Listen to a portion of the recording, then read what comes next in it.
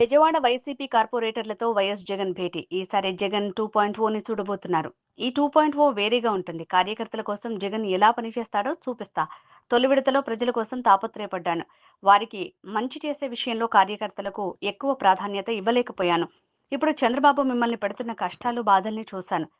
మిమ్మల్ని ఇబ్బంది పెట్టిన వారిని వదిలిపెట్టను. వైఎస్ జగన్.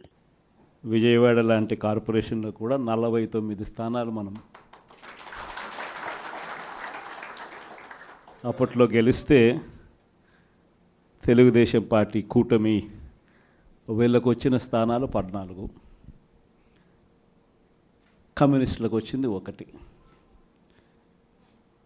ఈ 49 స్థానాలకు మనం గెలిస్తే 64కు గాను వాళ్ళకు కేవలం 14 స్థానాలు ఉన్నప్పటికీ ఎన్నికలు అయిపోయిన తర్వాత రోజు నుంచి రకరకాల భయాలు, రకరకాల ప్రలోభాలు అదే పనిగా పెడుతూ ఒక 11 మందిని మాత్రం భయపెట్టో, ప్రలోభాలు పెట్టో తీసుకోవడం జరిగింది. అయినప్పటికీ 38 మంది నిఠారుగా నిలబడ్డారు అని చెప్పడానికి గర్వపడతాను. ఎందుకు ఈ మాట చెప్తా ఉన్నాను అని అంటే దానికి కారణం కూడా ఒకటే. ఇన్ఫ్యాక్ట్ ఏ కార్పొరేషన్ చూసుకున్నా, ఏ మున్సిపాలిటీ చూసుకున్నా, రాష్ట్రంలో ఉన్న ఏ జెడ్పీటీసీ పరిధిలో ఉన్న ఏ మండలం తీసుకున్నా, అటు ఎంపీపీలైనా కానీ, అటు జెడ్పీటీసీలైనా కానీ, సర్పంచ్లైనా కూడా, ఏది తీసుకున్నా కూడా ఎన్నికలు అయిపోయిన తర్వాత 3 సంవత్సరాల తర్వాత లోకల్ బాడీ ఎన్నికలు జరిగితే అటువంటి ఎన్నికల్లో ఈ రకమైన రిజల్ట్స్తో రాష్ట్రమంతా క్లీన్ స్వీప్ చేసిన పరిస్థితి వైఎస్ఆర్సీపీ ప్రభుత్వం, మన ప్రభుత్వం. అంటే ప్రజల్లో ఏ రోజైనా కూడా తలెత్తుకొని పోగలిగాం. ప్రజలకు ఎన్నికల మేనిఫెస్టో అని చెప్పి ఏదైతే ఎన్నికల వేళ మనం ఏదైతే ఇచ్చామో, చూపించామో, ఏదైతే చూపించి మనం ఓట్లు అడిగామో, ఆ ఎన్నికల మేనిఫెస్టోలో 99% హామీలను నెరవేర్చి ప్రతి నెల ఏ పథకం అమలు చేస్తూ ఉన్నామో బడ్జెట్ ప్రవేశపెట్టే రోజే సంక్షేమానికి సంబంధించిన క్యాలెండర్ కూడా రిలీజ్ చేస్తూ, ఇదిగో ఈ నెల ఈ పథకం, ఇదిగో ఈ నెల ఈ పథకం, ఇదిగో ఈ నెల ఈ పథకం అంటూ క్రమం తప్పకుండా ప్రతి సంవత్సరం ఎక్కడా కూడా ప్రజలకు నష్టం జరగకుండా, ఇబ్బందులు పడకుండా, క్రమం తప్పకుండా ఇచ్చిన ప్రభుత్వం ఏదైనా ఉంది అని అంటే అది దేశ చరిత్రలో ఒక వైఎస్ఆర్సీపీ ప్రభుత్వం మాత్రమే అని చెప్తాను. వైఎస్ఆర్సీపీ అన్న పార్టీ నిజంగా ఒక విలువల కోసం నిలబడిన పార్టీ. నా దగ్గర నుంచి మొదలెడితే ప్రతి కార్యకర్త కూడా, ప్రతి గ్రామ స్థాయిలో ఉన్న కార్యకర్త కూడా కాలర్ ఎగిరేసుకొని ఇది నా పార్టీ అని చెప్పి గర్వంగా చెప్పుకునే, వాళ్ళకి ఏదైతే మనం చెప్పామో అది చేసి చూపించిన తర్వాతనే మనం ఓట్లు అడిగి గెలిచాము. కాబట్టి ప్రజల దగ్గర ఏ రోజు మన విలువ తగ్గల. కానీ ఎన్నికలైన 9 నెలలు కూడా తిరక్క మునిపే ఈరోజు ఏ తెలుగుదేశం పార్టీ కార్యకర్త కూడా గడప గడప అంటూ ప్రజల ఇళ్లకు వెళ్ళే పరిస్థితి ఏ ఒక్కరికి కూడా లేదు, ఎమ్మెల్యే దగ్గర నుంచి కార్యకర్త దాకా.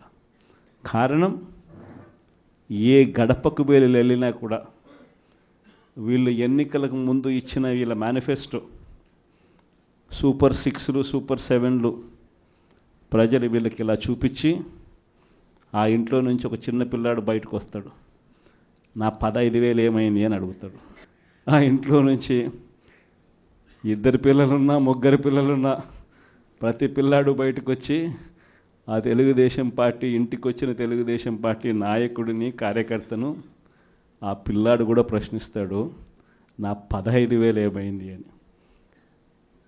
వీళ్ళింటికి పోయినప్పుడు ఆ పిల్లల తల్లులు ప్రశ్నిస్తారు, నా 18,000 ఏమైంది అని చెప్పి. 50 ఏళ్ళు నిండిన వాళ్ళు వచ్చి ప్రశ్నిస్తారు, నాకు 50 ఏళ్ళకే పెన్షన్ ఇస్తానన్నా నా 48,000 ఏమైంది అని చెప్పి. అదే ఇంట్లో 20 ఏళ్ళ పిల్లోడు,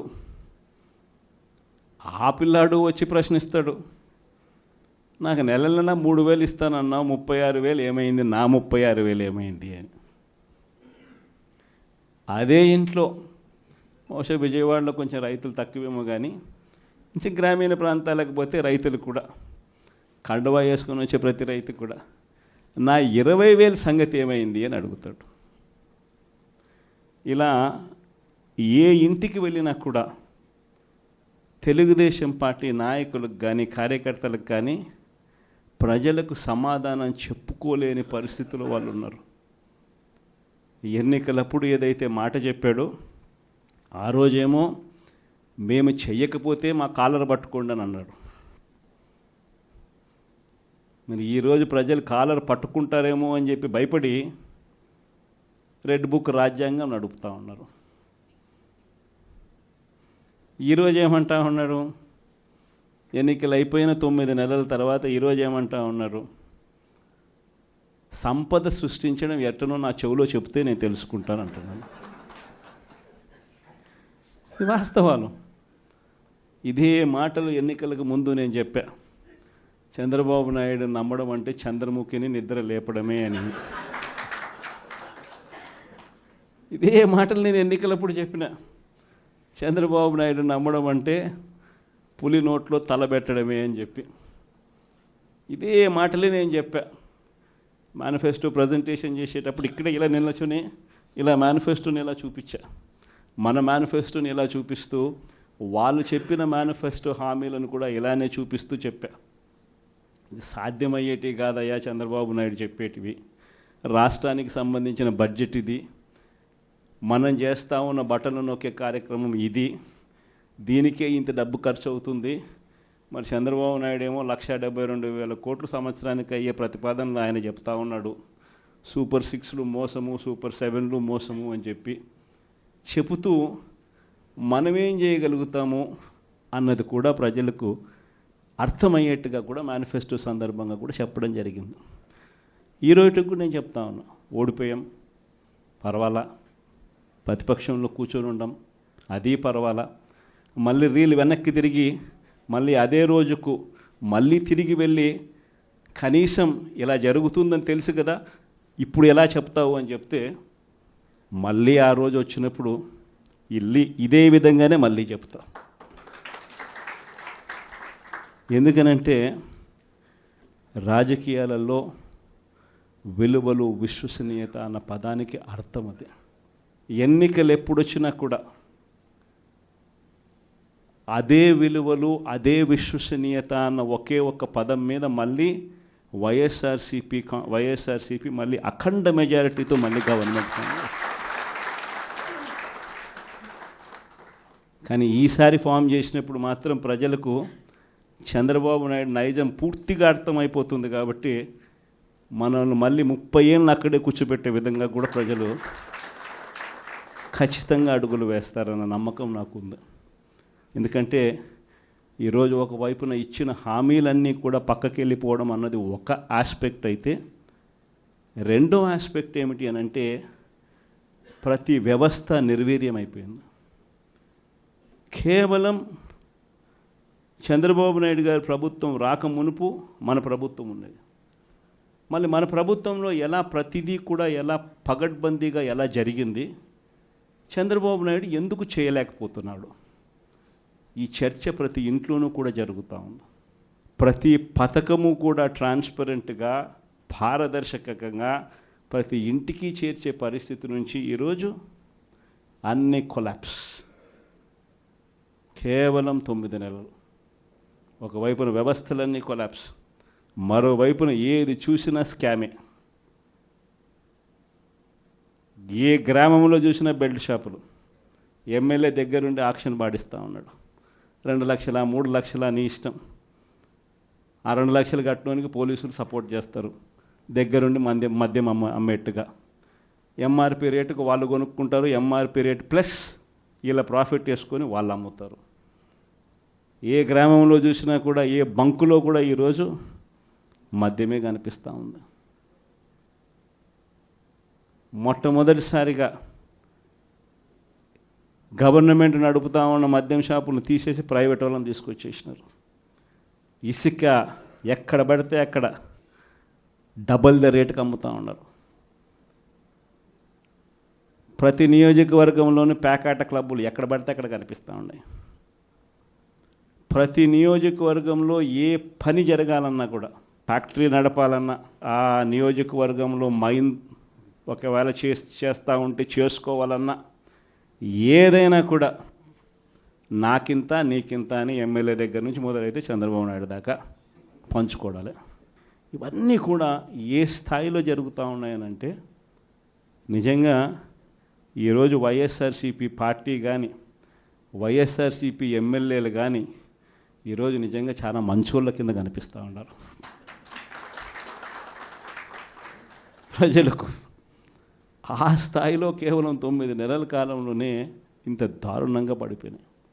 ఇవన్నీ కూడా ఎందుకు నేను చెప్తా ఉన్నాను అనంటే, ఈరోజు కష్టాలు అనేటివి వస్తాయి. ప్రతిపక్షంలో ఉన్నప్పుడు, రాజకీయాలలో మరీ ముఖ్యంగా ఉన్నప్పుడు ప్రతి ఒక్కరూ కూడా ఒక్కటే గుర్తుపెట్టుకోవాలి, కష్టం రానిదే సుఖం రాదు. ప్రతి మనిషి జీవితంలో కూడా కష్టాలు సుఖాలు అనేది పార్ట్ అండ్ పార్సల్. ప్రతిపక్షంలో ఉన్నప్పుడు మనకు కష్టాలు కనిపిస్తాయి, కానీ ఆ ప్రతిపక్షంలో ఉన్నప్పుడు ఆ కష్టాలలో వచ్చినప్పుడు మనం ఆ కష్టాలను ఎలా ఎదుర్కొంటాం అన్నది మనల్ని లీడర్లు చేస్తాయి. కష్టం వచ్చినప్పుడు మన క్యారెక్టర్ను మనం అమ్మేసుకుంటే, మన వ్యక్తిత్వాన్ని మనం అమ్మేసుకుంటే, ఒక్కసారి బాటిల్లో ఉన్న నీళ్ళు బాటిల్లో ఉంటే బాటిల్లో నీళ్ళు తాగుతాం. బాటిల్లో ఉన్న నీళ్ళు ఒక్కసారి ఇలా పడేసినామనంటే భూమిలోకి పడిపోతాయి, మళ్ళీ ఏరుకోలేం. క్యారెక్టర్ కూడా అలాంటిదే. ఒక్కసారి విడిచిపెట్టేసినాము అని అంటే మళ్ళీ దాన్ని ఏరుకోలేం. ప్రజల్లో చులకనవుతాం, ప్రజల్లో పలచనవుతాం. ఇది ప్రతి ఒక్కరూ కూడా గుర్తుపెట్టుకోండి. కష్టాలు అన్నటివి ఎల్లకాలం ఉండవు. ఎవరికి ఏ కష్టం వచ్చినా కూడా నా కథ గుర్తు తెచ్చుకోండి. 16 నెలలు నన్ను జైల్లో పెట్టినారు. నా మీద కేసులు వేసింది కూడా మళ్ళీ ఎవరో కాదు, అటు కాంగ్రెస్ ఇటు తెలుగుదేశమే. నా పిటిషన్లో ఎవరు పిటిషనర్స్ అంటే అటు కాంగ్రెస్ ఎమ్మెల్యేలు, ఇటు తెలుగుదేశం పార్టీకి సంబంధించిన నాయకులు. కేవలం రాజకీయంగా ఎదుగుతున్నాను అని ఒకే ఒక కారణంతో దొంగ కేసులు బనాయించారు. 16 నెలలు జైల్లో పెట్టినారు. కానీ ఏమైంది? బయటికి రాలా? ముఖ్యమంత్రి కాలా?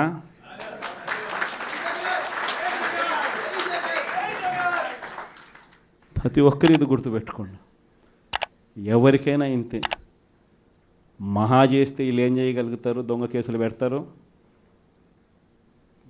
కాదండంలా బెదిరిస్తారు, కాదండంలా మహా అయితే 3 నెలలు లోపల వేస్తారు. అది కాదండంలా. కానీ ఏం చేస్తారు? 3 నెలల తర్వాత మళ్ళా వస్తాం, రెట్టించిన ఉత్సాహంతో మళ్ళా పనిచేస్తాం. ఎవరెవరైతే మిమ్మల్ని జైల్లో పెట్టే కార్యక్రమం ఎవరెవరైతే చేస్తారో, మంచి చేసిన వాళ్ళని గుర్తుపెట్టుకోండి, చెడు చేసిన వాడిని గుర్తుపెట్టుకోండి. ఇద్దరిని గుర్తుపెట్టుకోమని చెప్తాను. ఊరికే చూస్తూ ఊరుకోం. వైఎస్ఆర్ కాంగ్రెస్ పార్టీ బ్రతుకుతుంది. వైఎస్ఆర్ కాంగ్రెస్ పార్టీ ఈ రాష్ట్రాన్ని ఏలుతుంది అని కూడా ఈ సందర్భంగా చెప్తాను. మరో 30 సంవత్సరాలు ఏళ్తామని కూడా ఈ సందర్భంగా కూడా మరి గట్టిగా కూడా చెప్తాను. కాబట్టి ఎవ్వరూ కూడా వైఎస్ఆర్ కాంగ్రెస్ పార్టీకి సంబంధించిన ఏ కార్యకర్త వెంటికి కూడా పీకలేడు అని చెప్పి కూడా ఈ సందర్భంగా చెప్తాను. ఇది ప్రతి ఒక్కరూ గుర్తుపెట్టుకోండి. ఒక్కటే గుర్తుపెట్టుకోండి, ఈసారి జగనన్న 2.0 కొంచెం వేరుగా కూడా ఉంటుంది. ఈసారి జగనన్న 2.0 కార్యకర్త కోసం ఎలా పనిచేస్తుందో కూడా చూపిస్తుంది. ఇది మాత్రం నేను ఖచ్చితంగా చెప్తా ఉన్నా. ఎందుకనంటే జగనన్న 1.0లో బహుశా కార్యకర్తలకు నేను అంత గొప్పగా బహుశా చేయలేకపోయి ఉండొచ్చేమో. ప్రతి పథకము ప్రతి విషయంలోనూ కూడా మొట్టమొదటిగా ప్రజలే గుర్తుకొచ్చారు. ప్రజలకు మంచి చేయడం కోసమే నా టైం కేటాయించా, నా తాపత్రయపడ్డా, ప్రతి విషయంలోనూ దానికోసమే అడుగులు వేశా. కానీ జగన్ అన్న 2.0కి వచ్చేసరికి మాత్రం చంద్రబాబు నాయుడు కార్యకర్తలకు పెడతా ఉన్న ఇబ్బందులు చూసా, కార్యకర్తలు పడతా ఉన్న అవస్థలు చూసా, కార్యకర్తలు పడతా ఉన్న బాధను గమనించా. వీళ్ళ కోసం గట్టిగా మీ జగనన్న ఉంటాడని సందర్భంగా గట్టిగా చెప్తాను.